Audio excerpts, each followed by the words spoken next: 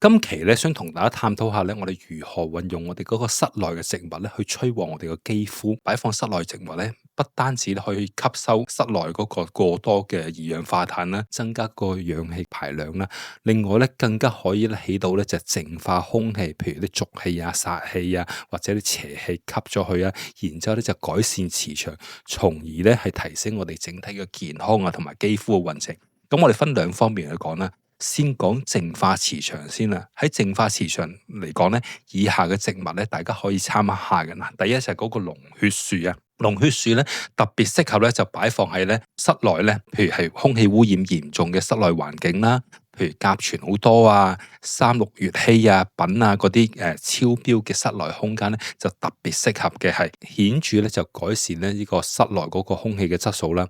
咁喺化解煞氣上邊咧，亦都係非常之有效喎。譬如化解五黃煞啦、二黑病符星啊等等嘅煞氣，經常咧我哋都會咧係用到嘅。咁喺2026年丙午馬年嚟講咧，五黃二黑流年嗰五黃二黑咧，分別喺南邊啦，同埋喺西北邊，所以你放置嗰個龍血樹咧，就可以有效咧化解一個五黃二黑，可以放喺南方啦，同埋西北方。咁另外咧，如果你放喺玄關啊、窗台地方咧，亦都可以咧幫助咧係化解嗰啲穢氣啊、煞氣啊嗰啲嘅問題。咁但係咧喺擺放嘅時候咧，有啲要注意啦，因為咧龍血樹咧，佢嗰個樹葉嗰個葉咧就有少少咧就尖尖地，會有輕微尖角尖銳嘅衝射，所以最好咧進行一啲阻隔，譬如咧可以擺喺陽台最邊緣嘅地方啦，然之後後邊咧揾呢啲櫃啊，揾啲物件咧就阻隔佢，令到佢個葉尖咧就唔可以咧直射去室內，咁淨係對住外邊嘅啫，咁可以咧起到呢一個化煞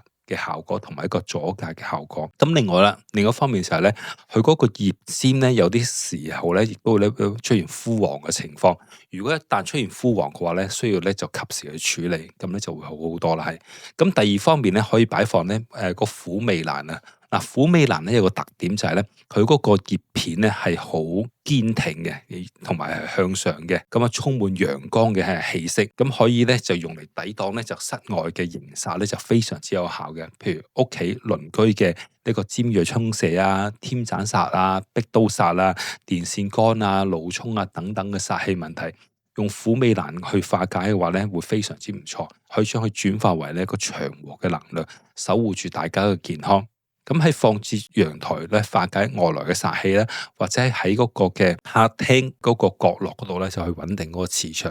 咁嗱，另外第三咧就係龜背竹啦。龜背竹咧，我哋見到咧，佢寬大嘅龜甲型嗰個嘅葉片嘅話咧，象徵著咧就係長壽啊、健康啦。咁不但咧可以過濾咗空氣裏邊嗰個灰塵啊、其他嘅一個煞氣啊，咁仲可以咧淨化嗰個空氣，咁為你咧可以咧就吸納更加多嘅福氣啦，穩定磁場。另外咧，如果係喺屋企明亮嘅地方擺放嘅話咧，更加可以咧起到唔錯嘅效果。咁啊，放喺大門個對角處個明財位嗰度咧，亦都可以咧提升個財運，同埋提升整體嗰個嘅運程嘅。咁另外啦，就係羅勒啦，亦都叫咧九層塔啊、金不換啊、魚香菜啊、香花子啊、蘭香，有好多唔同嘅叫法啦，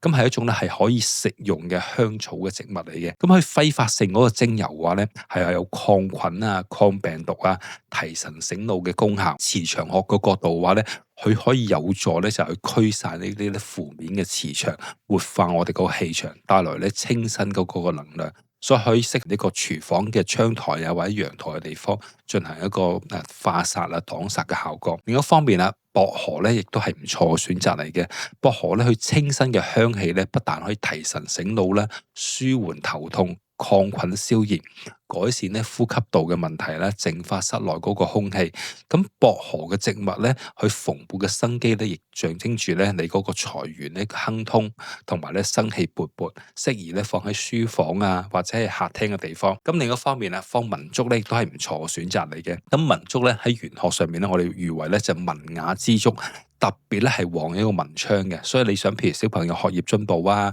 你想你個文筆啊、寫作啊、創意好啲嘅話咧，都適合放呢個文竹嘅，係不但可以平安吉祥啦，更加可以增添你嗰個貴氣嘅。另外咧，佢有好好嘅負離子嘅效果啦，可以令到空氣清新啦，咁又有輕微嗰個殺菌嗰個功效，同埋咧佢柔和個形態咧，更加適合咧去穩定咧大家嗰個嘅情緒，令到咧如果譬如你有皮膚敏感嘅話咧，亦都會有幫助嘅。咁另一方面啦，萬年青咧亦都係唔錯嘅。咁萬年青顧名思義咧，係一個吉祥嘅植物，亦都代表住啲健康啊、長壽、青春永駐。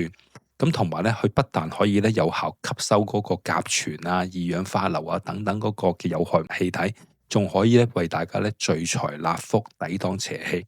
咁另一方面啊，蘭花亦都係唔錯嘅選擇嚟嘅。蘭花咧，我哋譽為咧就係花中嘅君子啊，不但咧係一個高貴啦、和諧，更加代表咧就係兒孫滿堂。咁佢美麗嘅花朵嘅話咧，不但咧心心愉悅、減輕壓力。咁你如果放喺嗰個貴人位同埋呢個桃花位嘅話咧，更加可以為你咧招來咧係正桃花同埋貴人運。咁喺2026年嚟講咧，最適合咧就係放喺中宮嗰個嘅位置。咁另一方面咧就蘆薈啦，蘆薈咧被玄學咧就被譽為咧係福祿嘅植物啦，係不單可以抵擋咧就輻射啊同埋負能量。佢嗰個凝膠咧更加有咧鎮靜啊、止痛嗰個效果，修復肌膚啊等等嘅效果，屬於天然嘅一個保濕劑啊，同埋一個天然嘅護膚劑嚟嘅係。咁佢豐富多汁嘅葉片咧，蘊含咗咧豐富嘅水氣同埋生命力，能夠咧滋潤嗰個磁場，補充嗰個嘅能量，有助咧係改善咧皮膚乾燥嘅問題。咁啊，最後就係咧常春藤對於吸收啊、淨化室內嗰個污染嘅空氣啊，非常之有幫助，能夠咧增加咧空氣嘅濕度，同埋咧對乾燥嘅皮膚咧特別有幫助。咁另外咧，去豐盛嗰個枝葉嘅話咧，更加可以點綴空間，穩定情緒，改善咧我哋因煩躁咧而引起嘅皮膚咧嘅敏感問題。咁另一方面係個補益滋潤效果，最首選嘅話咧就係玫瑰花啦，佢為美容嘅聖品。咁佢嘅香薰咧不但可以舒緩我哋壓力，平衡我哋嘅荷爾蒙，更加咧如果係我哋擺設得當嘅話咧，更加可以催旺我哋嘅桃花啊、人緣，令到我哋咧心情愉悅，增加你嘅魅力。咁另一方面咧，茉莉花嚟講咧都係唔錯嘅選擇嚟嘅，佢可以咧深層咁滋潤我哋嘅肌膚啦，同埋咧個花香咧令我哋咧心靈咧放鬆，促進咧我哋嗰個睡眠嘅質素。佢潔白芳芬嘅外表咧，代表住純潔同埋高貴啦，可以有效驅除咗廢氣。咁另外咧轉化為一個正向嘅磁場。